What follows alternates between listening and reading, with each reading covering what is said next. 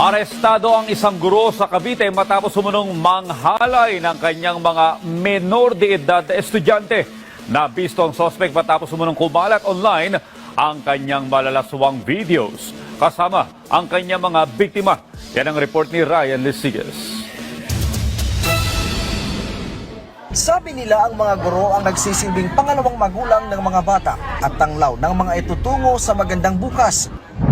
Pero tila taliwas ito sa ginawa ng isang guro mula sa Indang, Cavite. Imbes kasi nakabutihan, kalaswaan ang pinapabaon ni teacher sa kalidad na estudyante. Ang di kanais-nais na gawain ng teacher na booking matapos mag-leak online ang ilang masiselang videos niya kasama ang mga bata. Agad nagsagawa ng operasyon ang PNP Women and Children Protection Center o WCPC para arestuhin ang suspect. Marami siyang videos na nagpapakita ng pang-aabuso sa kanyang mga estudyanteng lalaking menor de edad.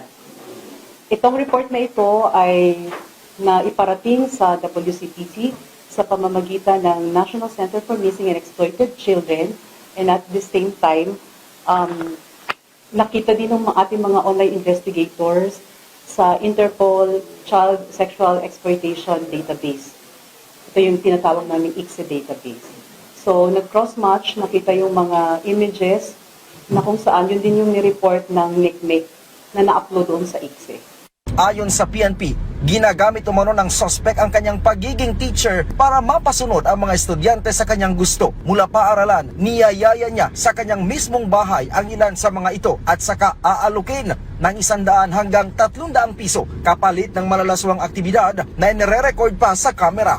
There were 32 videos and 32 videos na nagpapakita yung mga pang-aabuso niya. Ginagawa niya ng kahalayan sexual itong mga menor de edad na kanyang mga biktima. Sa ginawang pagsalakay ng mga pulis, nakuha nila ang ilang laptops at gadgets na posibleng bukod sa pagtuturo ay ginagamit din sa pang-aabuso.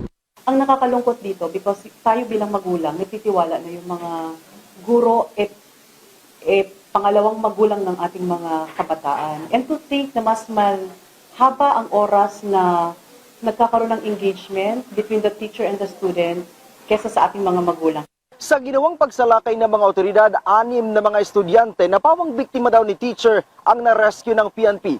3 sa kanila ang minor de edad. At ang nakakalungkot, walang kamalay-malay ang mga magulang ng mga biktima sa ginagawang kahalayan sa kanila ng kanilang guro. Mula dito sa Campo Crame, Ryan Lesigas para sa Pambansang TV sa Bagong Pilipinas.